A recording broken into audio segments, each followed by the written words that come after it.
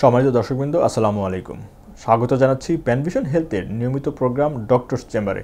আমি ডাক্তার এ K M Ziaul হক, সহকারী অধ্যাপক, ভাস্কুলার সার্জারি বিভাগ, ইবনে সিনা মেডিকেল কলেজ এবং হাসপাতাল। আজ আমরা কথা বলছি কিডনি ফেলের রোগীদের হাতের এভি ফিস্টুলা অপারেশন পরবর্তী বিভিন্ন জটিলতা নিয়ে। কিডনি ফেলের রোগীদের লাইফলাইন বলা হয় হাতের এভি ফিস্টুলা বা আর্টারিওভেনাস ফিস্টুলাকে। আপনারা জানেন হাতে খুব সীমিত সংখ্যক এভি ফিস্টুলা অপারেশন করা যায়। তাদের মধ্যে অন্যতম রেডিওক্যাফালিক ফিস্টুলা, ব্র্যাকিওক্যাফালিক ফিস্টুলা এবং ব্র্যাকিওবেজিলিক ফিস্টুলা।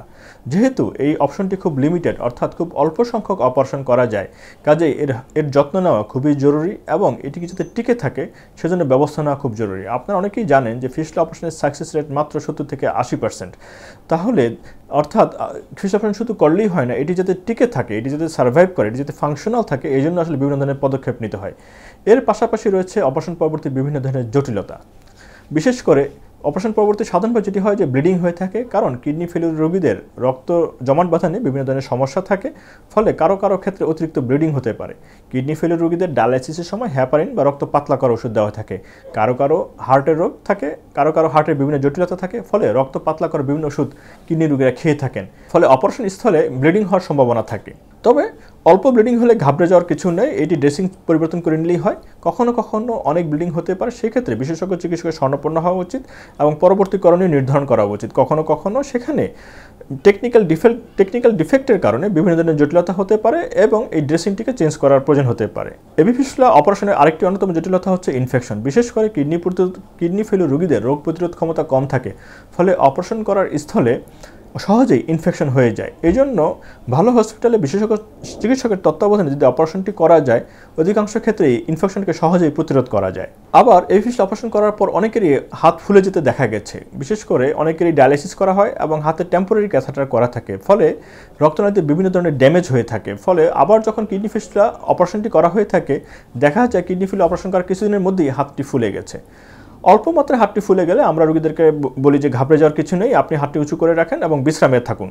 কিন্তু কখনো কখনো অনেক বেশি ফুলে যায় এবং তার জন্য বিভিন্ন ধরনের পরীক্ষা নিরীক্ষা করার প্রয়োজন হয় এবং বিভিন্ন ধরনের চিকিৎসাও করতে হয়। এই রোগটির নাম সেন্ট্রাল ভেইন স্টেনোসিস, অর্থাৎ হাতের শিরা যখন চিকন হয়ে যায় তখন সেখানে রক্ত প্রবাহ বিঘ্ন ঘটে।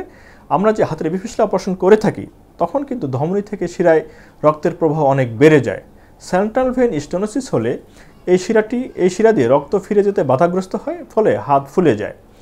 আমাদের কিডনি ফেলিউর রোগীদের অনেকের মধ্যেই এই তিক্ত অভিজ্ঞতাটি রয়েছে। এর পরবর্তী চিকিৎসা হলো যে ফিস্টুলাটিকে বেঁধে দেওয়া বা ফিস্টুলাকে নষ্ট করে দেওয়া। হাতের যে ফোলাভাবটি রয়েছে সেটি চিকিৎসায় নিয়ন্ত্রিত হতে পারে, কমে যেতে পারে। ফিস্টুলা অপারেশনের আরেকটি জটিলতা হচ্ছে সিউডো এনিরিজম, অর্থাৎ যেখানে অপারেশনটি করা হলো সেই জায়গায় হাতের শিরা এবং ধমনীর মধ্যে যে অপারেশনটি করা হয়, যে সংযোগ স্থল, সেখানে কখনো কখনো লিক হয়, সেখান থেকে ব্লিডিং হয়, ফলে অপারেশন স্থলটি ফুলে যায় এবং সেখান থেকে কখনো কখনো ব্লিডিং হয়, রক্ত বের হয়ে আসে এবং রোগী অনেক সময় 7 দিন বা 1 মাস পরে আমাদের কাছে আসেন এবং বলেন যে অপারেশন করার স্থানটি ফুলে গিয়েছে। এটিকে আমরা বলছি সিউডো এনিরিজম। সিউডো এনিরিজম হলে সাধারণভাবে এটিকে খুব দ্রুত বেঁধে দিতে হয় এবং ফিস্টুলা অকার্যকর করে দিতে হয়, নতুবা কখনো কখনো এটি রাপচার হয়ে ব্লিডিং হতে পারে এবং রোগীর জীবন হুমকির সম্মুখীন হতে পারে।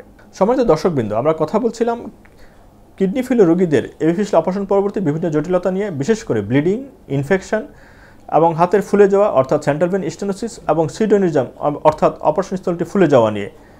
আজ এই পর্যন্তই। ধন্যবাদ। আসসালামু আলাইকুম।